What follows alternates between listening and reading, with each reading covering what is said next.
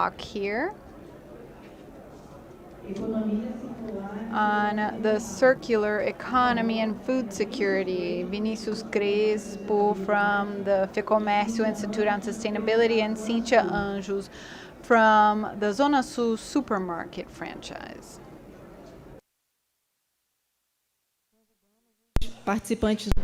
We want to invite all of the participants of the event to be present here at this talk.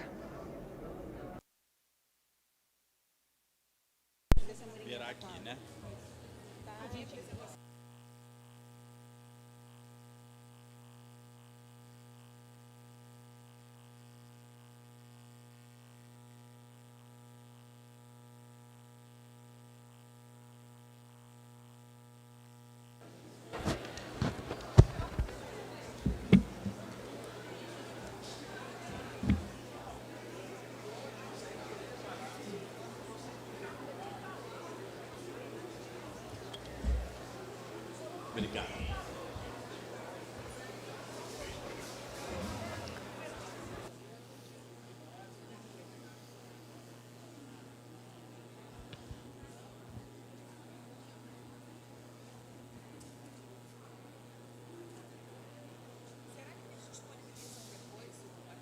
Sim.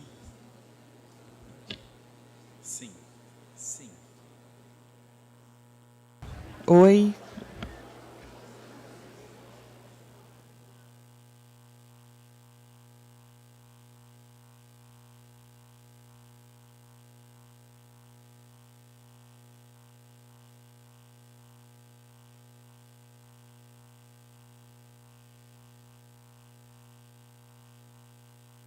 Ah, pode?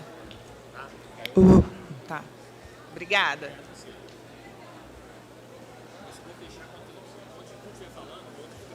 Tá ok.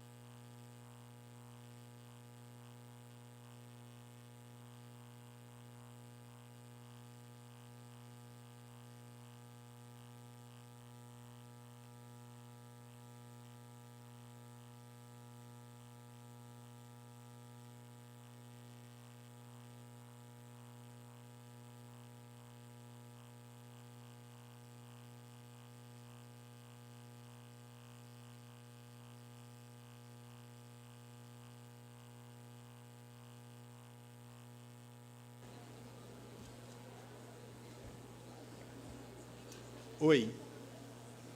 Já está valendo?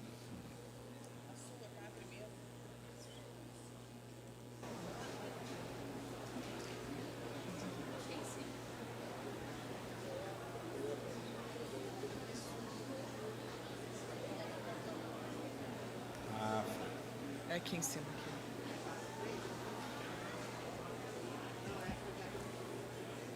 Agora foi. Agora foi.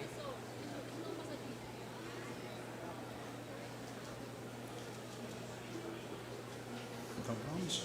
A gente cumprir nosso tempo. Boa tarde a todos. Good afternoon, everyone. First of all, I want to thank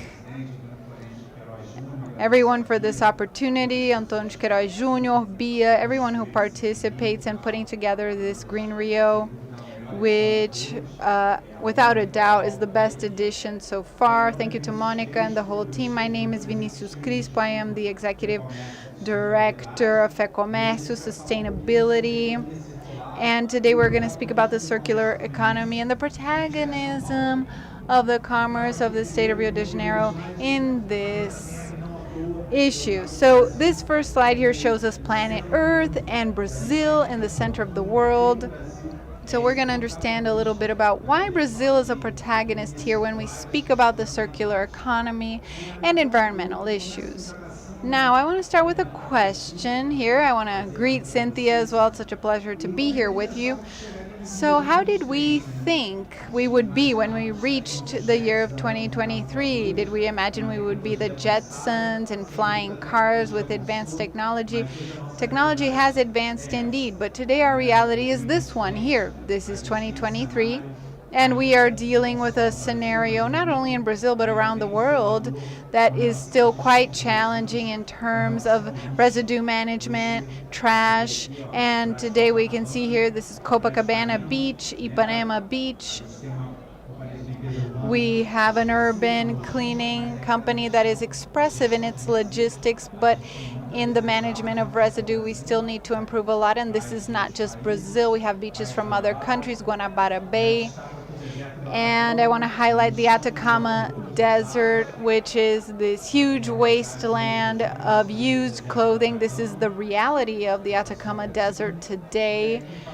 And now I will speak about the seventh continent, which is the plastic island in the Pacific Ocean that is very spoken about. This is a reality today.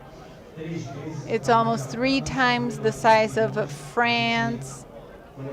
And residues from 1978 were found in this plastic island. This is not the only one, but plastic is a floating kind of trash, and it is the big villain. The density is lower than 1 and that is why it floats. So if we dive in Guanabara Bay, we can see that at the bottom of the ocean there is a lot of residue.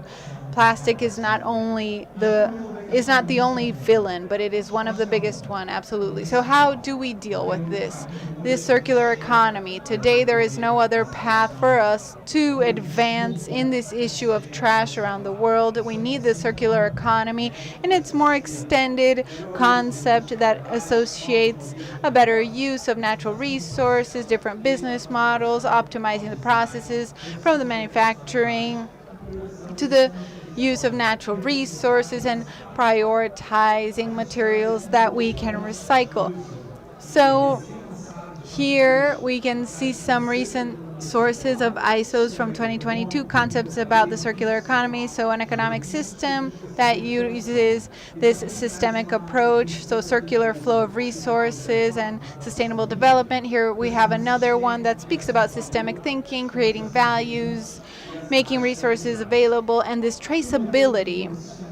So a circular model, the circular economy, here we basically reuse this residue, make it available, the consumer consumes it, but it's not a finite path. We reuse all of this and the residues go back into the market. So, and then what we can't use, we of course will dispose of in the adequate way, but this is an illustration of how it would work.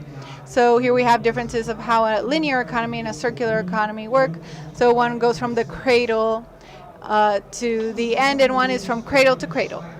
So here we have Brazil, which did not have a national policy on the circular economy, and today in the National Congress we have a bill 1874 that speaks about a national policy for the circular economy. This was something that we needed in terms of regulations, and in its principles it speaks about the objectives of these policies, so integrated management and its multiple uses, promoting new ways of business, innovation. We're speaking of designing a more innovative economy, supplying the different chains, and making society aware as well. So environmental education is another objective of this policy. The instruments of this policy, well, it would create a very important national forum with an action plan and objective goals, financing for innovation and technologies, the right to repair. This is something very important, and for the business sector it's essential. Here we have the fiscal incentives, a mechanism for a fair transition, and educational campaigns. Now, I want to speak about these allies of the circular economy. First of all, we want conscious consumption. So we need to think about this if what we consume is something we really need. So what we consume, it needs to have a specific purpose, and this means that we need to have an awareness about what we are consuming from the beginning. The circularity of residues, after we consume something, we need water, perhaps in plastic bottles, and then we have to give proper destination to the water. And then environmental education. There's no environmental action with it, which is correct, which doesn't take into account the educational aspect of it as one of its core values. Here's a few measures for circular economy in the world. We can see a few highlights here. Germany already has been working with this for over 30 years, the world leader in the sector. And now Brazil is trying to follow on the footsteps.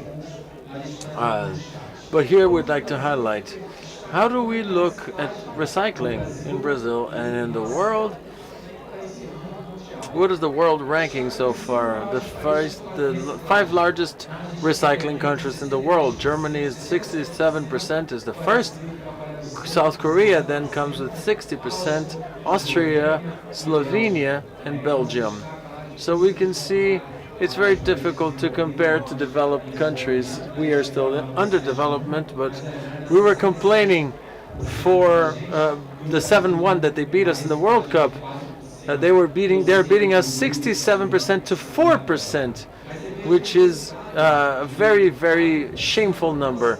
But 4% has the Brazilian population that we generate 82.5 million tons of trash, a loss of 14 billion per year in the inadequate disposal of these residues. 72% of Brazilians don't separate common and recyclable trash, even though 77% of Brazilians know that these residues are recyclable. So that's why we bring environmental education, because I think that this is something that people are aware of this, but they don't dedicate their time to doing. But if we compare Brazil to Germany, it's not even fair, because when we look at our neighbors, for example, we even lose 50%. We have Chile, Argentina, Africa, South Africa, Turkey, with about 16% average of recycling according to SWA. So it's not only about developed or underdeveloped countries, but also a cultural issue, educational issue, and infrastructure, and opportunity as well. Well, we have another ranking, which is the aluminum cans. We are number 1 in the world. We're recycling about 100% of the aluminum cans. And then I ask you a question. Is it underemployment or environmental awareness? It's not people are concerned about aluminum and they are recycling and they're reusing it. It's the lack of employment that allows people to basically gather this. We have 88% over in front of so many other countries.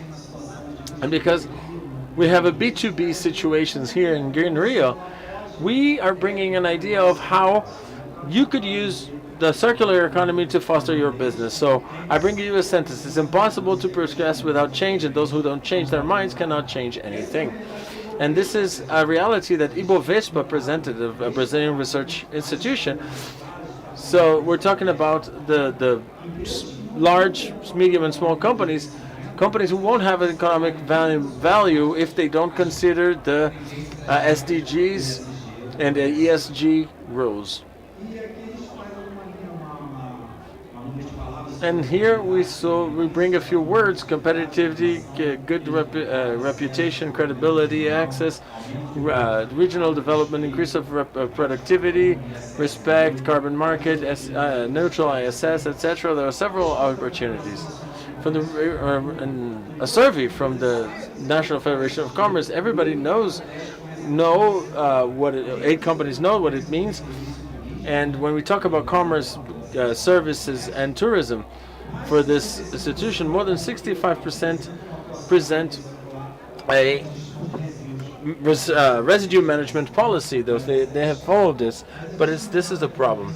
We also have data that 86% consider sustainability important with cleaning, but half of them don't see opportunities to make money from this situation. This is a very expressive figure because we can in fact make money with these actions. 80% hire suppliers with good environmental practices, 75% consider that the topic will gain perspective, and 17% are open to criticism and suggestions from employees. But when you see the industries, there's a different scenario, because why do they have these practices? And you see that it's a financial aspect. 47.3% is about operational efficiency from new opportunities of business, 22%, new client requests, which is 11%, legal obligations, and so many others. But there is the financial aspect that propels the industry to have good practices in ESG. And here I'd like to highlight the first slide about why Brazil is once again Professor Paulo Protásio that says Brazil is the center of the world with the change of the world map. And here we have Brazil at the center of the world because we're talking about environmental, a clean electric matrix with 88% of renewable energy, in a very important point, low carbon intensity of the industry, and the second highest biofuel production in the world. So we're starting to bring a ranking in situations where we were not. Highest biodiversity, 20% of the total species are in Brazil, and broad forest for the carbon market, which is 58% of the national territory has this coverage, and the most, basically the world's water cistern is Brazil. We have the most available water in the world. We were low in the recycling, but we have a very high environmental potential that's not enough explored. So this is why we should bring Brazil to the center of the world for these issues. For the market of carbon, of course, I said, what is the potential of Brazil in this carbon market, which is still volunteer, but it's a regulated market? We can generate 493 to $100 billion in the carbon market up until 2050. They can take care of 35% of the world's demand, which could change our condition and our GDP. We would be leaving the status of misery for a situation where people would have more dignity with this new development. 39% of the forests in the world for the carbon potential, 85% of the generation of biodiversity, and then biofuels production. I wanted to bring this again to show you how this market could be potentialized in Brazil. We still don't have a regulated market, but if from 2008 to 2021, you can see the growth of the market in terms of numbers of companies. This is an FGV survey that shows this increasing number of companies, and we have an even stronger trend to increase more and more. We can look at this with more attention, as the Europeans have been doing for the carbon market. Neutral ISS, talking about the commercialization of goods and services. When we talk about secondary and primary sectors, agriculture, forest and standing, and industry and the smoke. And we never consider commerce, and it's not, the world does not in general consider commerce when we talk about the carbon market, but we published a municipal law recently that brought commerce to the spotlight, because there are many times where the residue only went to recycling because the commercial companies did so. And we have this ordinance that gives fiscal stimulation to the participants in the carbon market and brings commerce along to a reduction of from 5 to 2% to the ISS. This is a 60 million a year incentive. It's a temporary law at the moment from the 2030 agenda, but it's going to be regulated by the executive power. You have to pay ISS in Rio de Janeiro, hire services in the city, acquire carbon credits with the standard market, and be in fiscal conformity. And now going to the final part of my presentation. So how can commerce help this circular economy? First, I'd like to talk about the strength of the Rio de Janeiro commerce. We're talking about tourism of Rio de Janeiro, the second economy in the country. Absolutely, to this sector, there's more than 423,000 companies that are connected to the sector. 98% of micro or small companies. This is a very important data because a lot of the times you don't see micro businesses in this position, but it's a very heterogeneous and pulverized market. So if there's an accident in the Guanabara Bay and everybody talks about the oil spill and it's a real catastrophe, but we have already cataloged more than 600 mechanical shops that are disposing of oil that generate a lot more impact than one ship would. So it's very important to take a look into the micro businesses. 62% of the GDP and 2/3 of the companies of the employment are in this sector, and commerce is constituted by CESC, SENAC for training, and then we have two institutes in Rio de Janeiro: the Research and Analysis, IFeC, and IFeS, which is the first institute for sustainability that is connected to the S system in the country. It was released in 2021, 8th of December. And then you can see the vanguard of Rio de Janeiro and the valuing of that the sector has over sustainability. It's a non-profit organization. It has its own institutional values, which allows us to advance in technologies and business models that statutorily for CESC, SENAC, and Fecomércio we couldn't. And when we create this institute understanding this topic that I talked about, this recycling, we have already been discussing green technologies for sustainable solutions. And the day we released, we created the REPET, which is a machine built by the institute, which receives these bottles, shreds them, sends the recycling, and receives also the little caps of the bottles. And each bottle has 1 point if it has up to 1 liter, and then over to 1 liter is 2 points. And when you accumulate points, you could have several benefits from the system. We are the sponsors for the CESC Flamengo volleyball, so you could get 400 points. You could spend one of the jerseys. With 2 big bottles, you could get a CESC Flamengo jersey, which was one of the main requests, perhaps because of the passion. 4 months later, we created the Reglass program, which is an instrument which shredded this glass bottle, transforming it into sand, making it easier and reducing the volume. The sand would be different from regular glass because it didn't cut your hand, and it would benefit a lot of the gatherers, but it would also be against the illegal manufacturing of drinks, which is Rio de Janeiro is the 3rd largest state in terms of the sale of illegal products, because 1 every 4 bottles of vodka, specifically at night, is falsified. 1 in every 5 whiskey bottles. And so if a bottle has a label in a box that's empty, it's commercialized in the black market from 25 to 30 reais because it's recreated. So the Reglass program creates this social and environmental business, but also involves public safety, which is combating the counterfeiting of drinks. And we have 1 for glass and 1 for plastic. This made it almost impossible to get economic viability, because that's when we sought this partnership with Ambipar, and today we have 6 different types of residue being received by this can, glass, PPPA, plastic, and so many others.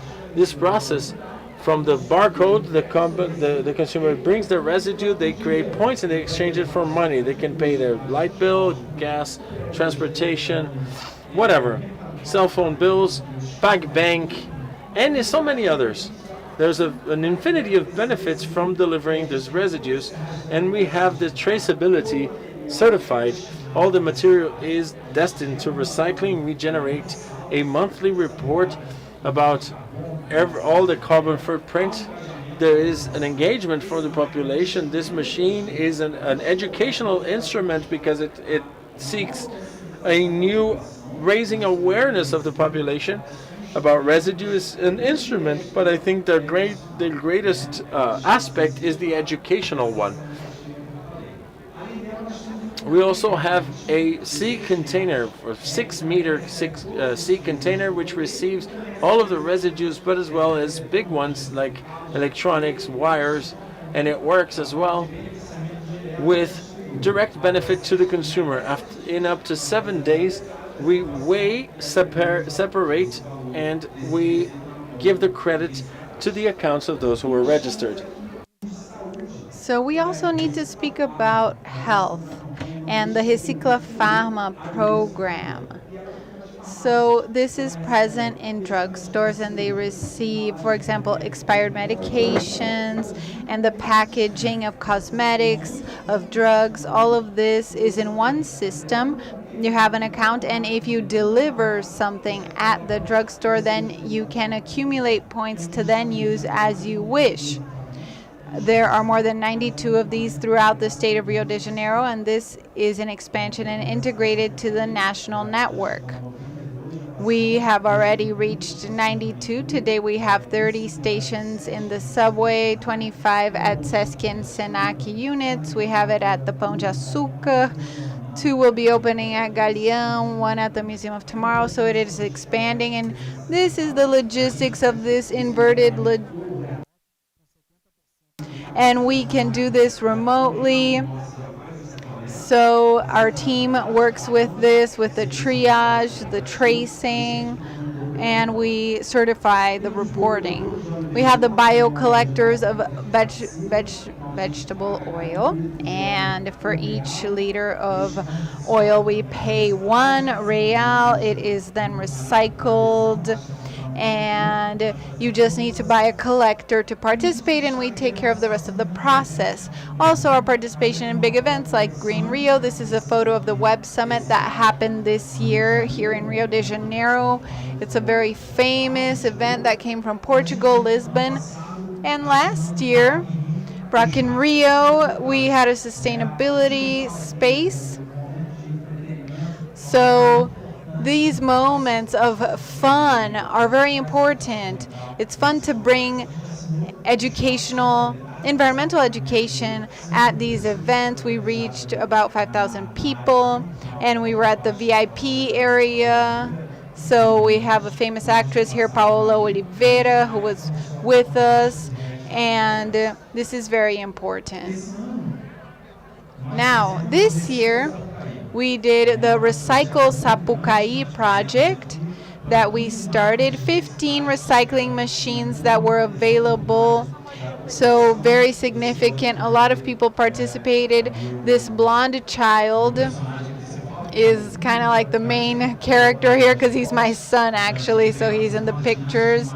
And so this is a very important action that we were able to put together, and we also wanted to have recyclers with us. They were hired, these trash pickers or garbage collectors. They all participated in these initiatives, and we paid them, and we worked on paying them fairly. And over 1 year, 108 garbage collectors who participated had access to dental care. So of course we're dealing with social issues here as well in this project. And more than 200 liters of vegetable oil were collected. We also did an exhibition with models that participated in the traditional carnival parade at the Sapucaí with recycled materials, plastics, etc. Many different materials here that people understand as trash traditionally. But here we can see how it can be used in haute couture.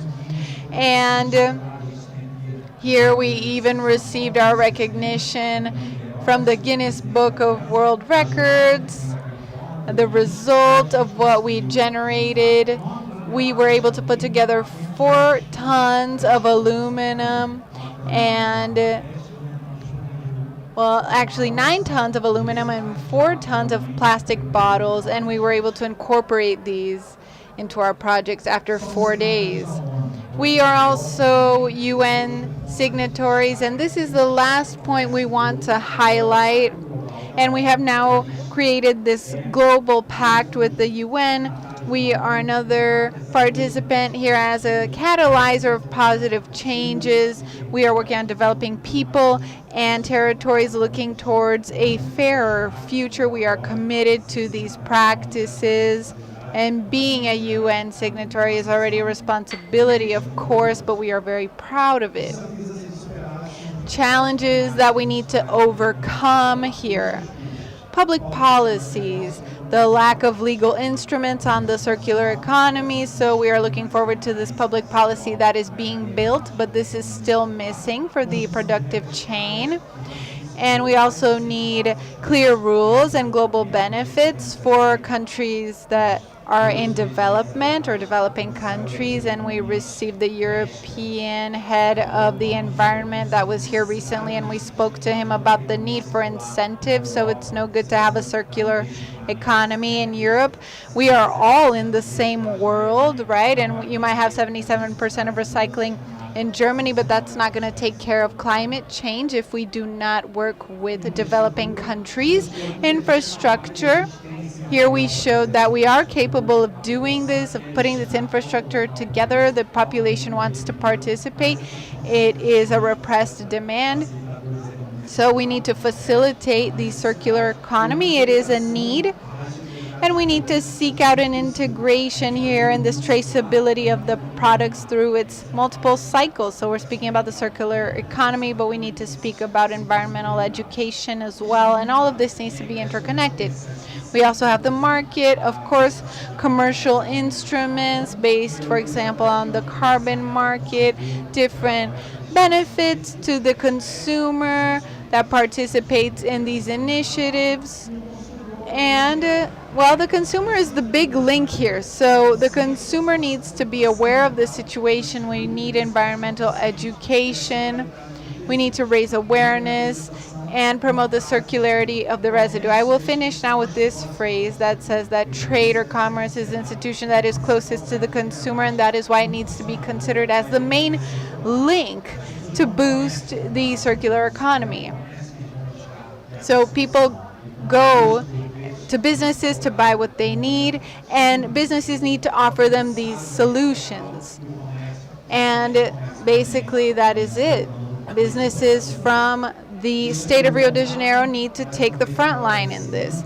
Thank you so much. I'm going to finish up here. This is a great opportunity to be here at Green Rio, speaking to you all about how businesses in Rio de Janeiro are working in this direction. We have always been the port for the arrival of international tourists, and we have a state policy for solid residues, actually even before the national policy. So we are always at the forefront of this, and we want to be protagonists as well, the businesses of the state of Rio de Janeiro. Thank you so much. Good afternoon, everyone. Can I get my presentation up here, please? Good afternoon. My name is Cintia. I am from Zona Supermarkets. I want to invite Green Rio for inviting me to be here alongside Vinícius, and I will be speaking a little bit about a practical example of everything that Vinícius mentioned. The population has an idea that basically businesses, they can't be sustainable. And here we want to show you all of the sustainable initiatives that a supermarket is behind. So amongst the 17 SDGs, we deal with 16. And in all of our campaigns, all of our projects, we audit these because we want to have transparent numbers that show our commitment to all of our clients, external and internal. Speaking a little bit about Zona Sul, the supermarket chain, we are in the whole coast of Rio de Janeiro. We have existed for 64 years. We started as a fair, as a farmer's market basically in Ipanema, and we grew and grew. It was a dream of three brothers, and today It is a company with 7,000 collaborators. It is a company that has as a pillar, it has in one of its pillars sustainability, and we are very proud to say that. Not just sustainability, but we like people. So the biggest benefits that we have are for our employees.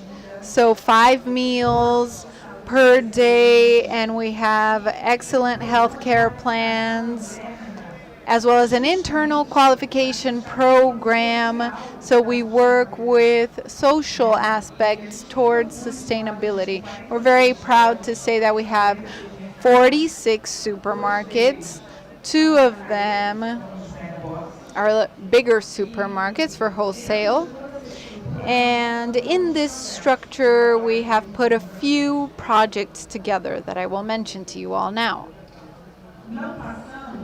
So, I just want to mention a few curious details here to you all. Zona Sul is really, we like to think of ourselves as a gastronomic center, and in all of these projects, we like to show that there are many initiatives within the supermarket that are not just about the financial issues or about profit or cost. We see this a lot in our initiatives. Okay, so I'm going to move here. There we go. Now we have divided this in 5 processes. All of our projects starting with residue management.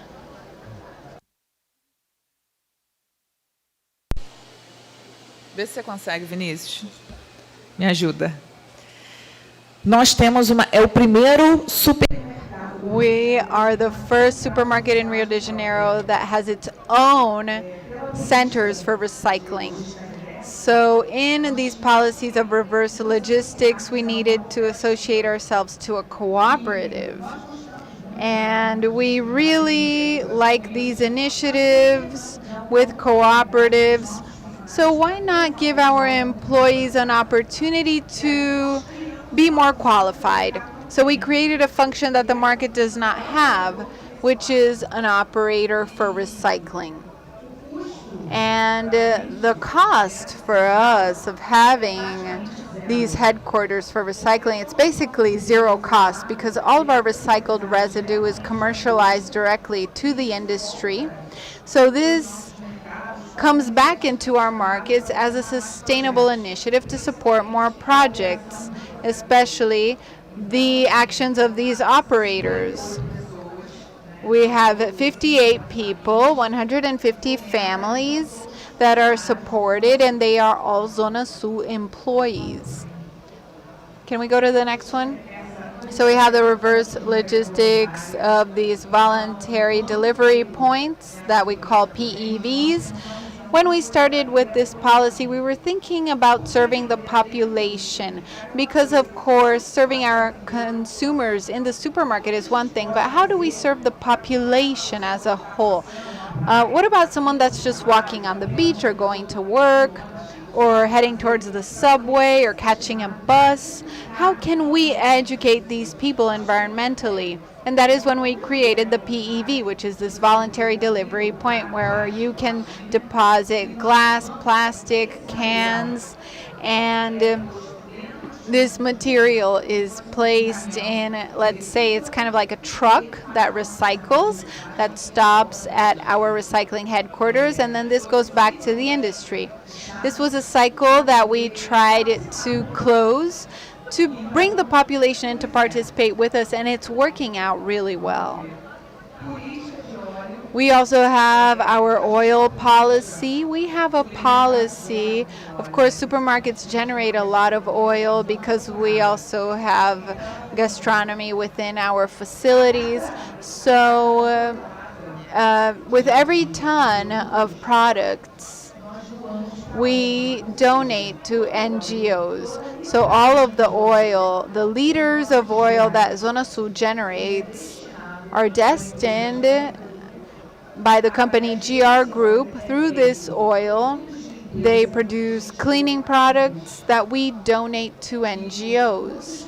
And many employees work in communities, and these communities sign up to receive these products, which are all produced within Zona Sul. So this pillar of sustainability, of the social aspects, is something very present, and we like having this kind of program.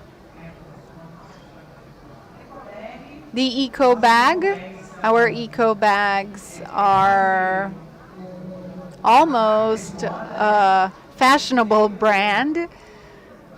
We always seek out partnerships with artists, with designers, so that we can bring beauty, not only sustainable products, but beauty, and a brand that people can see. That sustainability and recycling is not just something that cannot be fashionable. They have to be attractive. They have to be sold or sellable. So we have this concern about it. It has to be beautiful. Sustainability has to be good looking. So we like to put brands that are important within the eco bags in order for these brands to circulate, for people to be proud that, oh, I'm taking my eco bag, I'm going to travel with it, and my eco bag is much more sustainable than simply not using plastic bags. There's a lot more a sustainability aspect than not using plastic, and I think that's the goal of the project. Squeeze and fiberglass cups. I wanted to give you a hint. I don't know if there's any salespeople here. We reduced about 30% of our costs in disposable glasses or cups with coconut fiber cups. We produce 6,000 meals, fresh meals for employees every day. So the costs that we had with disposable cups is a lot of money. There's something wrong, I said. So when we did the math, we reduced 30%, and it's very worth it to change this disposable cup for a bottle or coconut fiber cup. I have no idea how many cups they spend when they're working. And it's automatic for them to buy these cups, but with one bottle, you can reduce your cost drastically. And we were able to do this with these two little initiatives.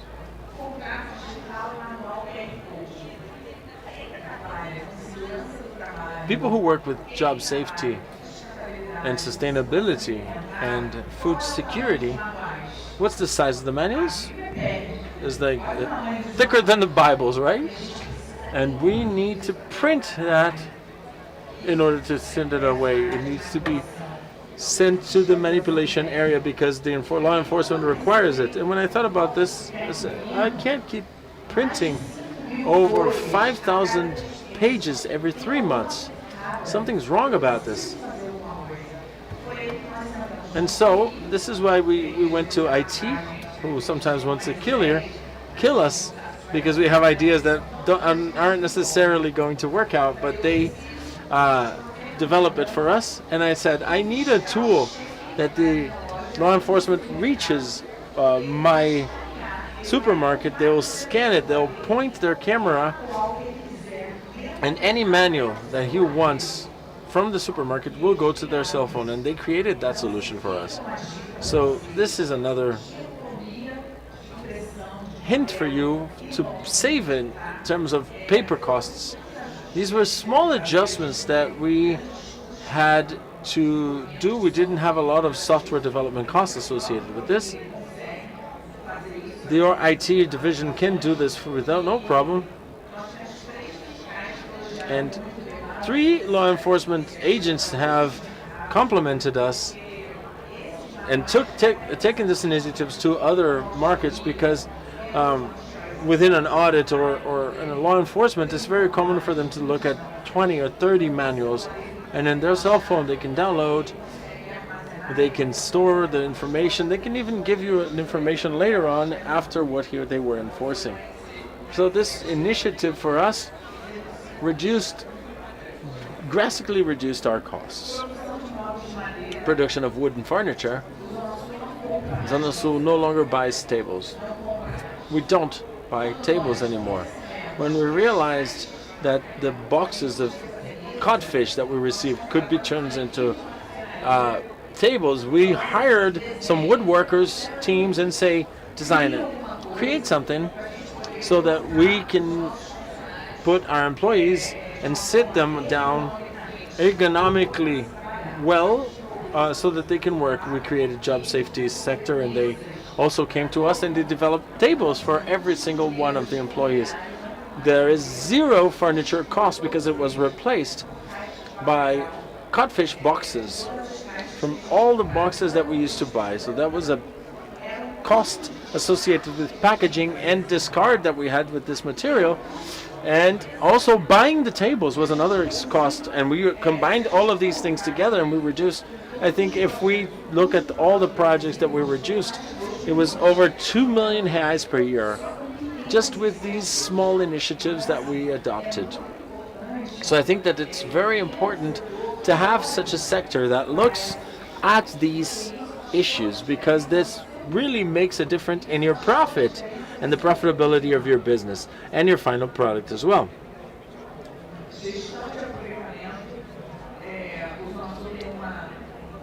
Zona Sul has a bar, a very high bar for products. So that apple that is good for eating is not on the table for our clients. We remove it and we used to throw it out.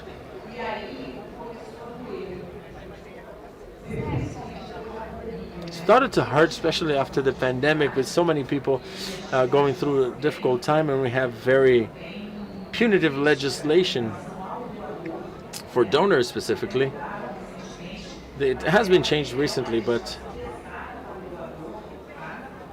it's a very important, heavy thing, and all of the responsibility is yours when you donate something. So we created for an internal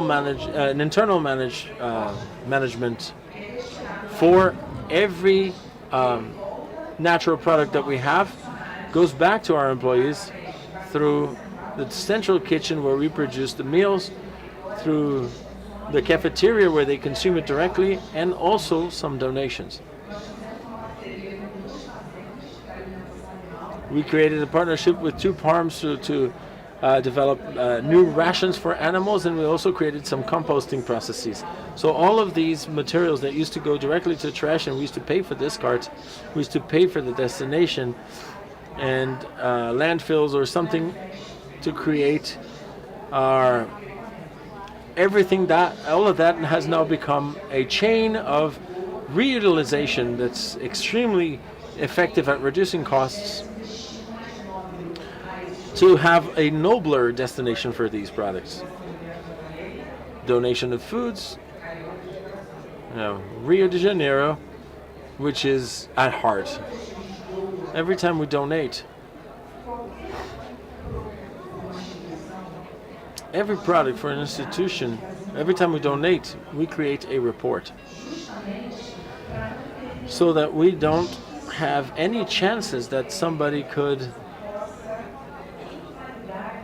invalidate that product. So we create the report.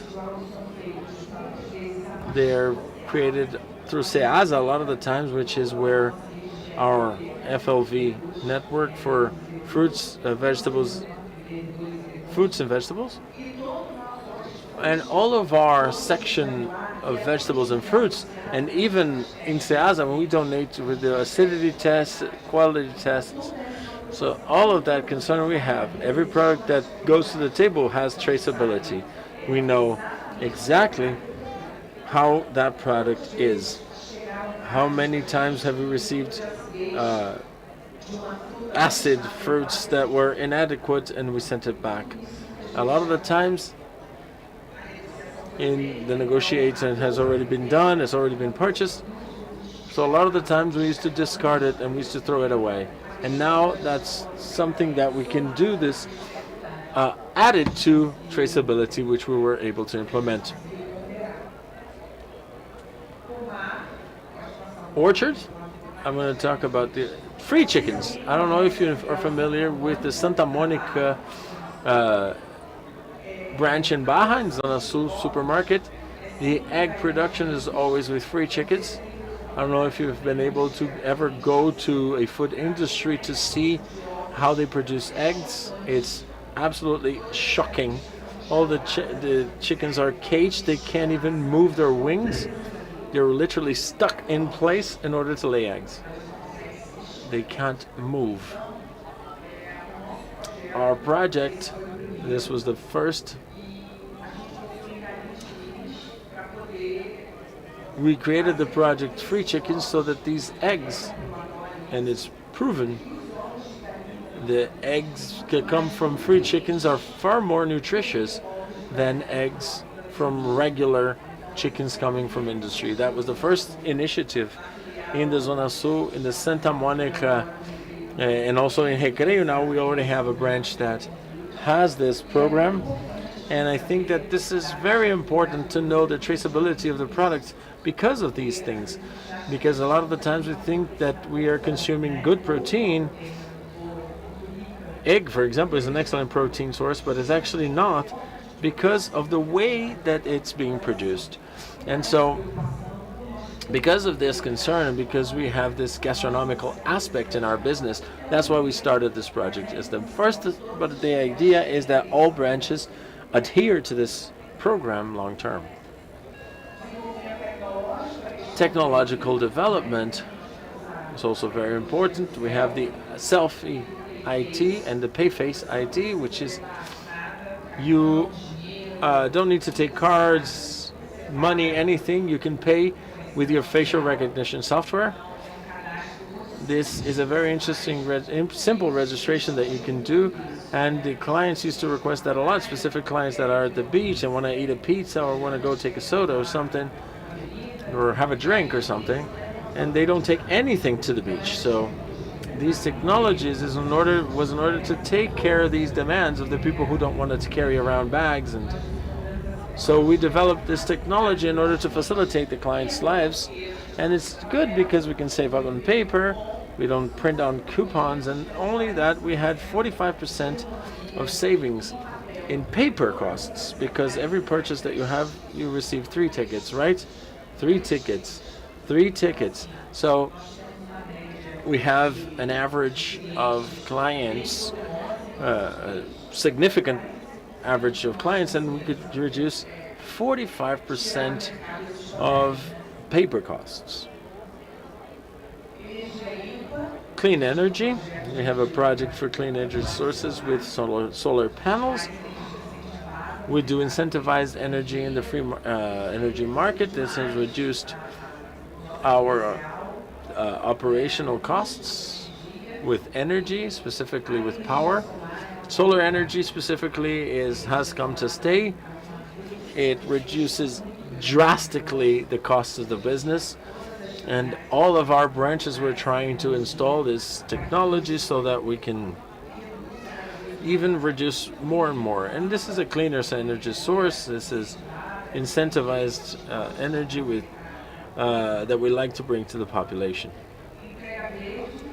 Green delivery, as well, as we're always delivering with electrical motorcycles, walking, or bicycles, because we're reducing the number of cars we have in our fleets. We don't want to create greenhouse effect gases to the atmosphere, and so we're trying to increase our green delivery sources. Also, we have the green facade of our buildings. It reduces up to 6 Celsius degrees in temperature in our stores. So this green wall is a project that is working very well for very hot environments. It looks good, it potentializes the brand, and it reduces 6 Celsius degrees around the environments. Without air conditioning, without fans, you are able to reach much lower temperatures, and we're installing more and more of these in our supermarkets. We have cisterns to use rainwater. We reuse a lot of rainwater for washing the sidewalks, the bathrooms, and this water doesn't go to the sink specifically. It's important to doesn't get used to cook food or wash hands or anything. It's only for cleaning. The transformation of cloths. And so Vinícius was speaking about Carnival, right? And one of our biggest pains in businesses, especially the clothing industry, is the cloth itself, because there's no solution for fabrics. You need to incinerate them, then you need to have a report after the incineration. Is it cheap? Imagine a company with 7,000 employees generating and creating uniforms daily. So it was a huge pain for us that had no solution. So what did we think? Instead, why don't we transform instead, right? We're in Rio de Janeiro. This is a festive city. Let's use Carnival. So all of our uniforms are cleaned and donated to the samba schools so they can create the internal part of their costumes. Because some of those costumes can be really uncomfortable. They can even hurt people. They're heavy. And the fabric that we have developed, it's not just cotton. A part of this fabric, it's very breathable. It's a pet part of this fabric. So the person in the parade isn't going to feel overly hot because the fabric allows for this breathing. And this is the fabric of the Zona Sul uniforms. This was a way we found to transform this fabric. I love to speak about this because it was a real success case for us. So we have our success teams who are our collaborators. We developed a platform for courses and learning. We give our collaborators a lot of incentives, especially our collaborators at the base. We incentivize them to study. A lot of people work. We have mothers who are single mothers, and they need time. So we created a platform, an educational platform for these collaborators, thinking about sustainability, about the social aspect, which is very important to us. So we have this platform for learning. We have different scholarships. And the scholarships, these are full scholarships, so our employees don't pay anything at all. Partnerships, green partnerships, we have Biovida.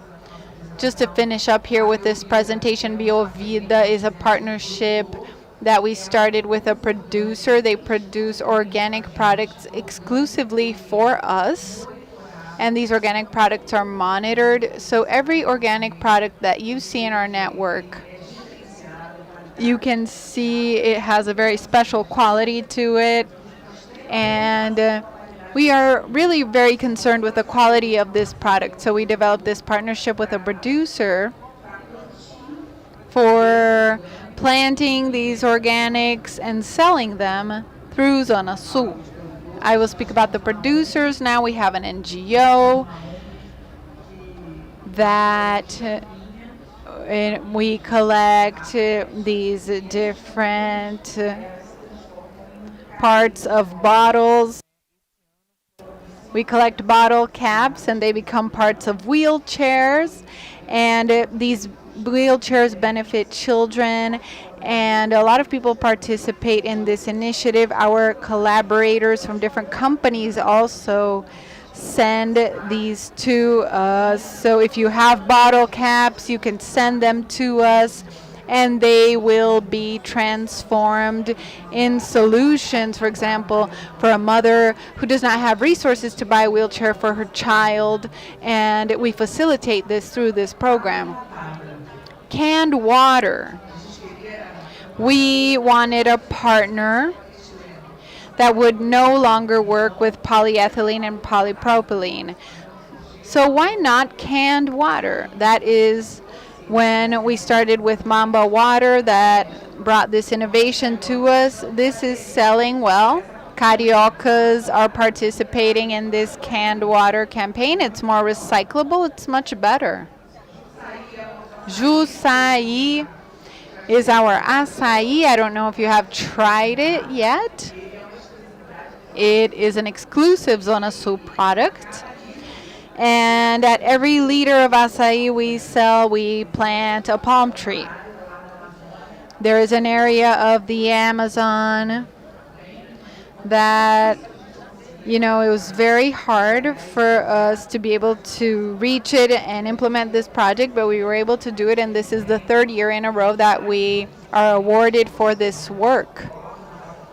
So we have a platform for this. It is all monitored, audited, so the client knows that our products are products that have a sustainable traceability.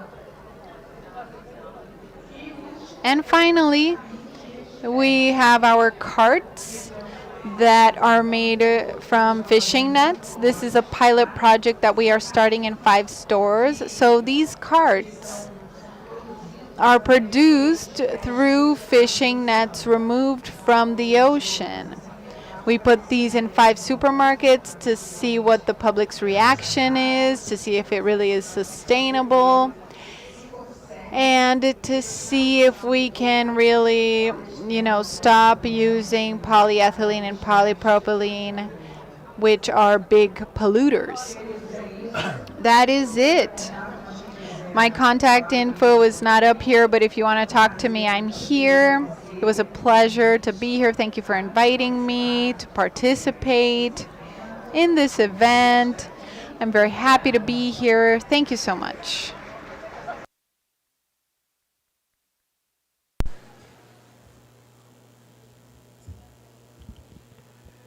Enfim, eu quero Well,